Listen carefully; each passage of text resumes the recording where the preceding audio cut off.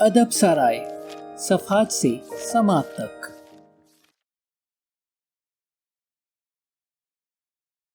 اب تک کے ساتھ اور تعاون کا شکریہ، مزید تعاون کے منتظر۔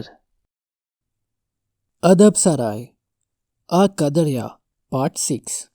اس دیس کے رہنے والوں کو صفائی کا جنون تھا۔ آشرم میں دن میں 10 بار جھاڑو دی جاتی، پیتل کے برتن جھونپڑوں کے برآمدے میں رکھے جگر جگر کرتے، بار بار پیر دھوئے جاتے، تنکا بھی فرش پر نظر نہ آتا، پھر باغ کی صفائی کی جاتی۔ اس ساری مشقت کے بعد پڑھائی ہوتی، پڑھائی کے بعد یاد خدا۔ برہمچاریہ کے قوانین کٹھن تھے۔ گوتم کو شروع سے سکھلایا گیا کہ وہ عطر پھول استعمال نہیں کر سکتا، سرما لگانے، جوتا پہننے، بارش یا دھوپ میں چھتری لے کر چلنے کی اسے سختی سے ممانعت تھی۔ دریا پار کرنے کے لیے وہ کشتی استعمال نہیں کر سکتا تھا۔ اسے بتا دیا گیا تھا کہ طالب علم کو دن بھر کھڑا رہنا چاہیے، رات بیٹھ کر گزارنی مستحسن ہے، موٹا جھوٹا پہننا اور روکھا سوکھا کھانا اس کا وتیرہ ہے، لڑکیوں کے ساتھ عزت سے پیش آنا اس کا فرض ہے، بے ضرورت دوڑ بھاگ نہ مچاؤ، زبان نہایت صاف اور شستہ بولو، ایک لفظ بھی غیر فصیح منہ سے نہ نکلنے پائے، لڑکیوں کا مذاق کبھی مت اڑانا، عیش و عشرت راگ رنگ سے تمہیں کوئی سروکار نہیں ہونا چاہیے۔ شہر کے سرکاری قمار خانے میں معززین شام کو جمع ہو کر جوا کھیلتے۔ گوتم جو کہ طالب علم کی حیثیت سے بھیک مانگ کر اپنا پیٹ پالتا تھا، محض خواب میں ہی سکوں کے درشن کر سکتا تھا۔ چنانچہ ایک روز اس نے خواب میں دیکھا کہ قیمتی دوشالہ اوڑھے گھٹنوں کے بل بیٹھا پن پہ پن داؤ پہ لگا رہا ہے، اور اس کے چاروں اور عجیب عجیب شکلوں کے لوگ جمع ہیں، ایسے لوگ جو کہ اس نے جاگتے میں شراوستی کے بازار میں کبھی بھی نہیں دیکھے تھے۔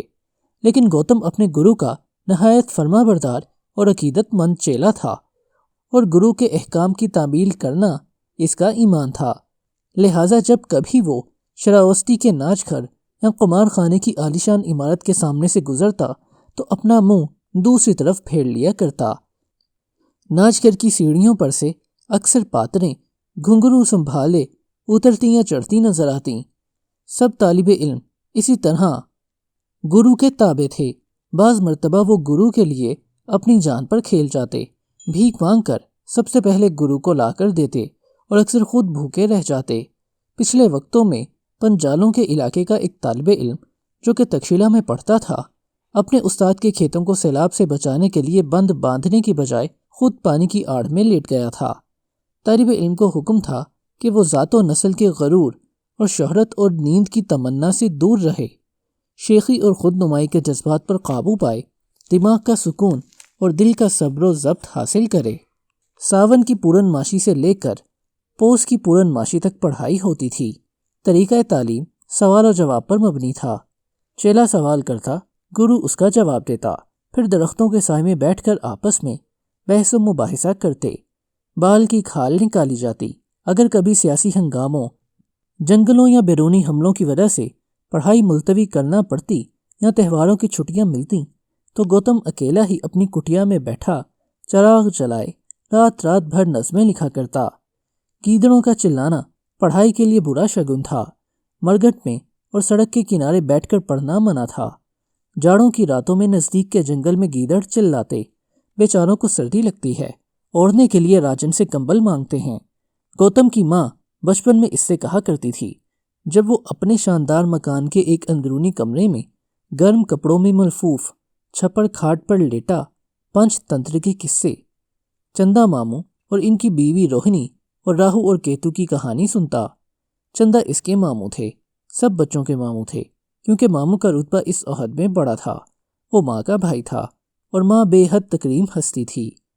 جاڑوں کی طویل راتوں میں گیدڑ چلاتے تھے، سارا جنگل چاندنی میں سائیں سائیں کرتا، چندا ماموں اوپر کمرے میں تیرا کرتے، اسے اپنی ماں یاد آ جاتی۔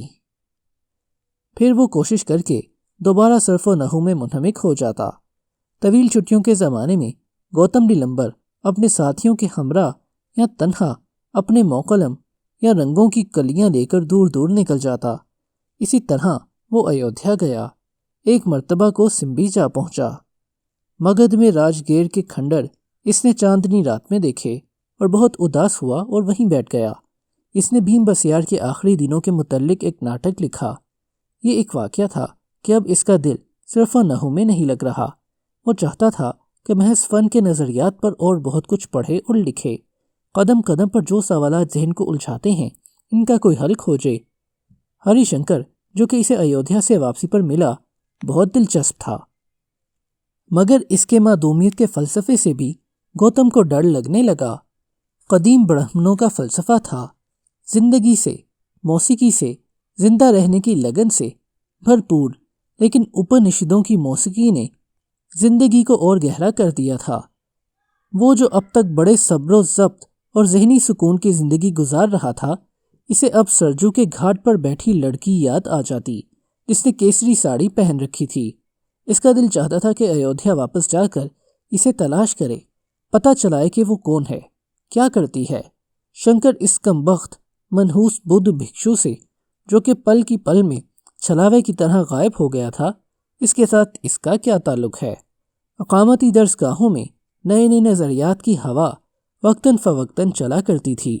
اسی طرح اپنشدوں کے مختلف فلسفے وجود میں آئے، ان کی شرحیں لکھی گئیں، مختلف مدارس فکر قائم ہوئے۔ بدھ مت زیادہ ترین ذہنی رواج تھا۔ گوتم نیلمبر کے مدرسے میں بہت سے لڑکے اسی مسلک کے حامی ہو چکے تھے۔ گوتم کی کٹیا میں شام پڑے دوسرے طالب علم آن بیٹھتے۔ شہر کے مصور، سنگ تراش، شاعر، لیکھک اور اس طرح کے دوسرے لوگ جن کا تعلق فنون لطیفہ سے تھا اور کلا جن کا پیشہ تھا، گوتم کے چھوٹے سے کمرے میں محفل جمتی، لپے تلے فرش پر چٹائی بچھائی جاتی، درمیان میں چراغ چلتا رہتا، رات گئے تک مختلف موضوع زیر بحث لائے جاتے، ادب اور فنون کے نئے اور پرانے نظریوں پر تبادلہ خیالات ہوتا، سنگیت کا مظاہرہ کیا جاتا، سیاست کا بھی فنون لطیفہ میں شمار کیا جاتا۔ گوتم کے دوستوں میں سبھا کے نیتا شامل تھے، طالب علم تھے جو کہ سیاست پر کتابیں لکھا کرتے تھے۔ ان محفلوں میں سیاسی موش گافیاں کی جاتیں۔ ریاست اور عدم ریاست میں کائے کا فرق ہے؟ راجہ اور پرجا میں کیا تعلق ہونا چاہیے؟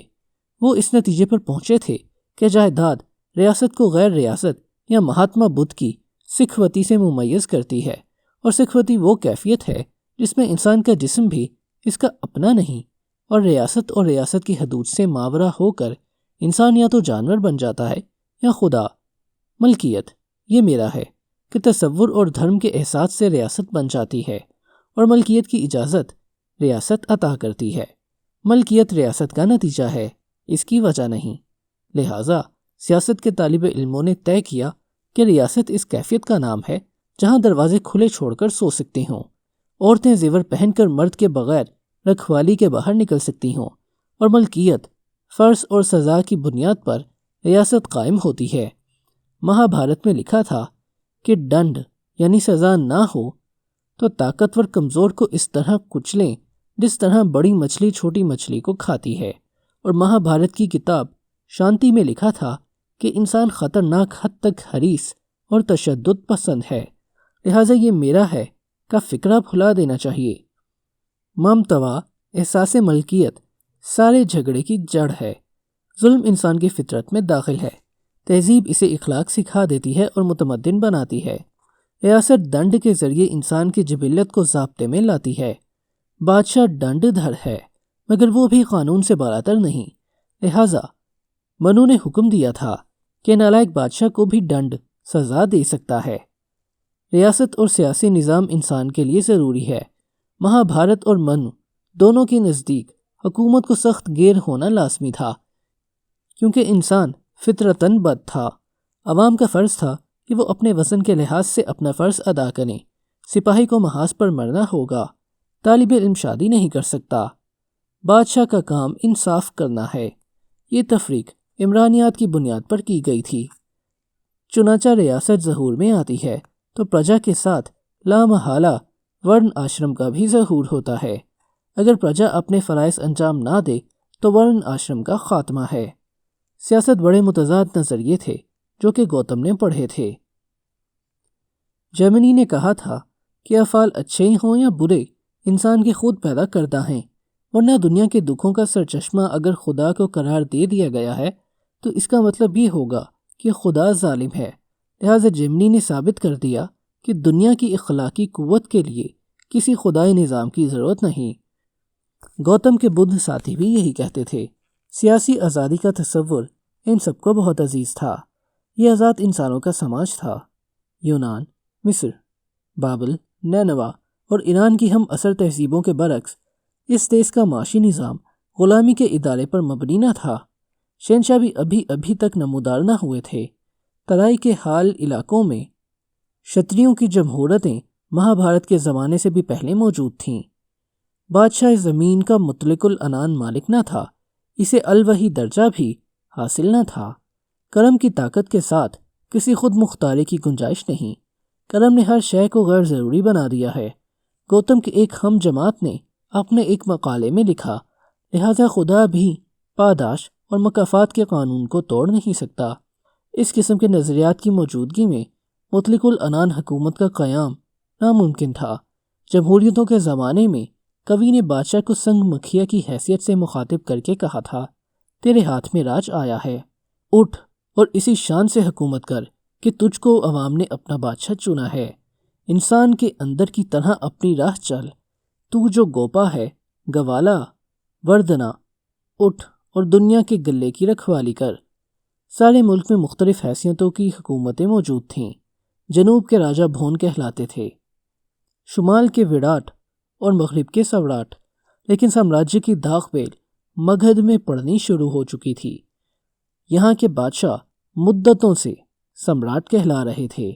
جس عالمگیر قومیت اور شہنشاہی کے تصور کا ذکر نیتی شاستروں میں کیا جا رہا تھا، اس کو قائم کرنے کے لیے کوئی ایکرت بادشاہ جو کہ سارے ملک کا بادشاہ ہو ابھی تک پیدا نہیں ہوا تھا۔ چکرورتی بادشاہ جس کی مملکت کے ساتھ رتھ کا پہیہ بغیر کسی رکاوٹ کے چلتا رہے، اور شاکیہ منی نے کہا تھا، میں شہنشاہ ہوں اے سیلا، میں نے اچھائی کے رتھ کا چکر چلایا ہے۔ ادب سرائے۔